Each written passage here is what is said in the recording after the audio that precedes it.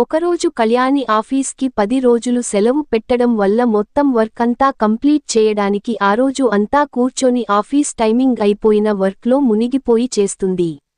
అప్పుడు వాచ్మెన్ వచ్చి అమ్మ కళ్యాణి ఇప్పటికే టైం చాలా సేపు అయింది, మళ్ళీ ఒంటరిగా వెళ్ళాలి, వర్క్ ఏమైనా ఉంటే రేపు చేసుకో అని చెప్పాడు. అప్పుడు కళ్యాణి కూడా అవును బాబాయ్ చెప్పింది కూడా నిజమే, రేపు ఎర్లీగా వచ్చేసి అప్పుడు చేసుకుందాం అనే కొత్త స్కూటీ స్టార్ట్ చేసి చిమ్మ చీకటిలో ఫాస్ట్గా నడుపుకుంటూ వెళ్ళిపోతుంది. సడన్గా టైర్ పంచర్ అయింది. కళ్యాణి ఆపి చూస్తే టైర్ పంచర్ అయింది. అది చూసి భయం మొదలు అయింది. అప్పుడు కళ్యాణి ఇప్పుడు ఇంటికి ఎలా వెళ్లేది, ఇంటికి ఫోన్ చేద్దాం అని ఫోన్ చేస్తే అన్ని కలిసి వచ్చినట్టు ఫోన్ కూడా స్విచ్ ఆఫ్ అయిపోయింది. ఎవరైనా వస్తే బాగుంటుంది అనుకోని చాలాసేపు వెయిట్ చేసింది. నడుచుకొని ఇంటికి వెళ్లాము అంటే చాలా దూరం, దగ్గరలో బస్ స్టాప్ కూడా లేదు అనుకుంటూ స్కూటర్ని పక్కన ఉన్న షాపింగ్ మాల్ దగ్గర పెట్టేసి మార్నింగ్ వచ్చి తీసుకుందాం అనుకొని పక్కన పెట్టేసి కంగారుగా చీకట్లో భయంగా నడుచుకుంటూ వెళ్ళిపోతుంది. అప్పుడు ఎవరో అబ్బాయిని గుద్దుకొని కింద పడిపోయింది. చీకట్లో అబ్బాయిని చూసి భయంతో చెమటలు పట్టేశాయి. ఆ అబ్బాయి మాత్రం చీకట్లో మెరిసిపోతున్న కళ్యాణి చూస్తూ ఉండిపోయాడు. వెంటనే లెగిచి సారీ కూడా చెప్పకుండా నడుచుకుంటూ వెళ్ళిపోతుంది. అప్పుడు అబ్బాయి హలో మేడం, కనీసం స్వారీ కూడా చెప్పకుండా వెళ్ళిపోతున్నారు అని అరిచాడు. అప్పుడు కళ్యాణి వెనక్కి తిరిగి అయ్యో సారీ అండి చూసుకోలేదు అనుకుంటూ నడుచుకుంటూ వెళుతుంది. అప్పుడు ఆ అబ్బాయి పర్లేదు కళ్యాణి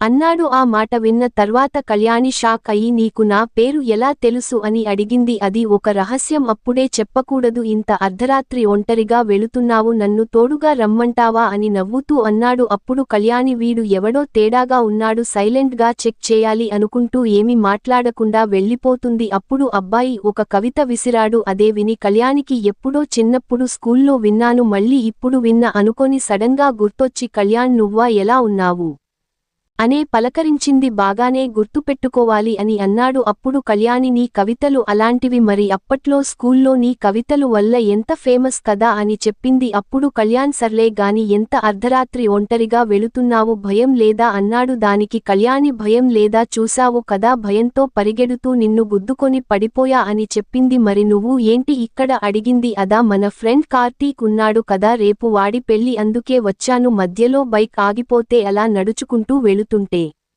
తమరు దర్శనం ఇచ్చారు అన్నాడు. అప్పుడు ఆ మాటకి కళ్యాణి నవ్వుతూ సరిపోయింది ఇద్దరికి అంది. సరే ఇద్దరం నడుచుకొని వెళదాం అంటుంది. అలా ఇద్దరూ నడుచుకుంటూ వెళుతుండగా కళ్యాణి ఎందుకు చిన్నప్పుడు నాకు అన్ని కవితలు రాసేవాడివి, నాకే రాసేవాడివా లేక అందరికీ రాసావా అని అడిగింది. అప్పుడు కళ్యాణ్ నువ్వు ఇంటికి వెళ్లే లోపు నువ్వే చెప్పాలి అని రొమాంటిక్గా చెప్పాడు. అప్పుడు కళ్యాణి నువ్వు చిన్నప్పటి నుండి అంతే, ఇలాగే రొమాంటిక్గా మాట్లాడే వాడివి అని చెప్పింది. కానీ కళ్యాణ్ మనసులో కళ్యాణి ఉంది అని అర్థం చేసుకోలేకపోతుంది. అప్పుడు కళ్యాణ్ నేను నీతో ఇలా మాట్లాడుతాను కదా, నీకు కోపం రాదా, వేరే అమ్మాయి అయితే మా అన్నయ్యతో చెప్తా అని వేరేలా రియాక్ట్ అవుతారు, కానీ నువ్వు మాత్రం ఏమీ అనవు ఏంటి అని అడిగాడు. దానికి కళ్యాణి అదా నువ్వు ఎప్పుడు అలా మాట్లాడినా నాకు తింగరోడిలా అనిపిస్తావు అని నవ్వుతూ అంది. అందుకే ఏమీ అనను అని చెప్పింది. దానికి కళ్యాణ ముఖం మాడిపోయింది. అది గమనించిన కళ్యాణి ఏంటి ఫీల్ అయ్యావా, ఏదో సరదాగా అన్నాను, నువ్వు అలా మాట్లాడుతుంటే నాకు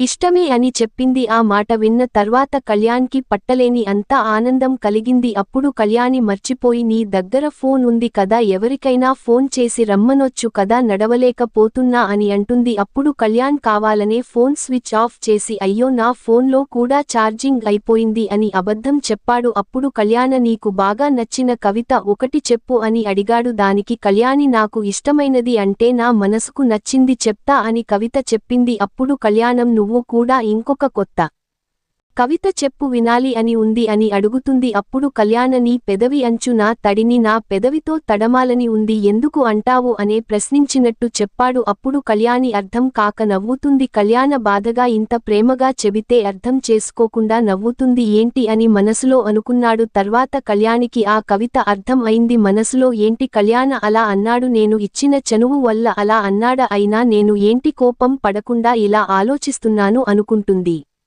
అలా తన మనసులో తానే మదనపడుతుంది. కొంత దూరం నడిచాక కళ్యాణ్ ఫ్రెండ్ ఇంటి దగ్గరికి వచ్చారు. అప్పుడు కళ్యాణి వైపు తిరిగి తన చేతులు రెండు పట్టుకొని తన కళ్ళలోకి చూస్తూ నీకో విషయానికి చెప్పాలి. నీ మీద నాకు చిన్నప్పటి నుండి ఫీలింగ్ ఉండేది. అప్పట్లో అది నీ మీద ఉన్న అట్రాక్షన్ అనుకున్నా కానీ ఆ ఫీలింగ్ నీ మీద తప్ప ఇంకా ఎవరి మీద కలగలేదు. నీ ఆలోచనలో పడుతూ ఇంజనీరింగ్ వరకు వచ్చా. అప్పుడు అర్థమైంది నీ మీద నాకు ఉన్నది ప్రేమ అని. ఈ విషయానికి నీకు ఎప్పటి నుండో చెప్పాలి అనుకున్నాను.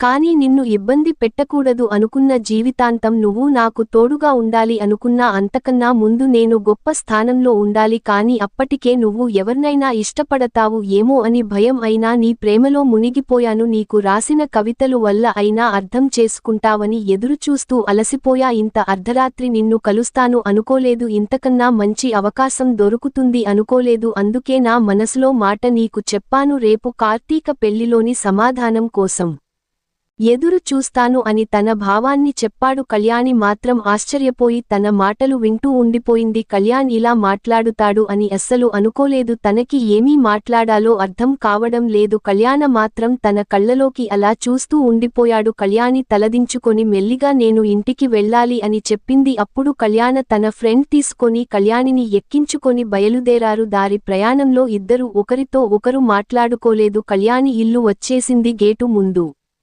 బైక్ ఆపి నువ్వు అనుకోవచ్చు నా అందం చూసి నన్ను ప్రేమిస్తున్నావు అని. కాదు అని నా భావన అని చెప్పాడు. నన్ను నమ్ము, నిన్ను జీవితాంతం నా గుండెల్లో పెట్టి చూసుకుంటా అని చెప్పి అక్కడి నుండి వెళ్ళిపోయాడు. కళ్యాణి మనసు అంత భారంగా ఉంది. ఇంట్లోకి వెళ్లి వాళ్ల అమ్మతో బండి మధ్యలో ఆగిపోయింది. అందుకే ఫ్రెండ్ బండి మీద వచ్చా అని చెప్పి తన రూమ్కి వెళ్లి తలుపు మూసుకొని కళ్యాణ చెప్పిన మాటలు గురించి ఆలోచిస్తుంది. అలా కళ్యాణ్ రాసి ఇచ్చిన ప్రేమ కవితలు దాచుకున్నవి అన్ని బయటకి తీసి చదువుకొంది. అప్పట్లో అర్థం కాలేని కవితలు ఇప్పుడు మనసుకు హత్తుకున్నాయి. ఆ రోజు రాత్రి అంతా కళ్యాణ్ గురించి ఆలోచిస్తూ రేపు కార్తీక్ పెళ్లిలో తన అభిప్రాయాన్ని చెప్పాలి అని నిర్ణయించుకొని నిద్రపోయింది. మరుసటి రోజు పెళ్లికి వెళ్లడానికి రెడీ అవుతూ బ్లూ కలర్ సారీ కట్టుకొని అందమే అసూయపడేలా అందంగా రెడీ అయ్యి పెళ్లికి వెళ్ళింది. పెళ్లి దగ్గర కళ్యాణ మాత్రం కళ్యాణి వస్తుందా, తాను ఏమి సమాధానం చెబుతారో అనే టెన్షన్ పడుతూ ఎదురు చూస్తున్నాడు. కొంత సమయానికి కళ్యాణి వచ్చింది. అది చూసి కళ్యాణ్కి గుండె వేగంగా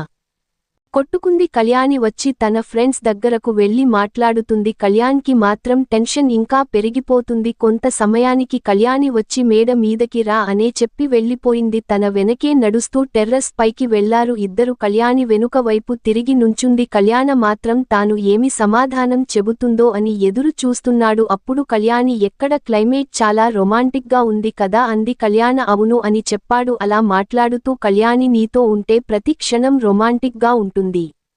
ఎందుకంటే అని కవిత విసిరింది. అది అర్థం చేసుకొని కళ్యాణ కళ్లలోంచి ఆనందంతో నీళ్లు వచ్చాయి. అప్పుడు కళ్యాణి నా మనసుని అడిగాను. కళ్యాణ నేను నిన్ను ప్రేమిస్తున్నా అని. అప్పుడు నా మనసు నువ్వు కళ్యాణ దగ్గర నుంచి తీసుకున్న మొదటి కవిత నుంచి అతడి మాయలో పడిపోయావు అని చెప్పింది. అందుకే నా మనసు ఎవరికీ ఇవ్వలేదు అని చెప్పింది. అప్పుడు కళ్యాణం ఇది కల కాదు కదా అని అడిగాడు. దానికి కళ్యాణి కాదు అని చెప్పింది. అప్పుడు కళ్యాణ ఆనందం పట్టలేక నేను హత్తుకోవచ్చా అని అడిగాడు. దానికి కళ్యాణి నవ్వింది. అప్పుడు వెంటనే తనని వెనుక నుంచి హత్తుకొని భుజం మీద తలపెట్టి ఐ లవ్ యూ అని చెప్పాడు. అలా ఒకరికి ఒకరు అల్లుకుపోయి ప్రేమతో ముద్దులతో ముంచేసుకున్నారు. అంతటితో వాళ్ల ప్రేమ కథ ముగిసింది.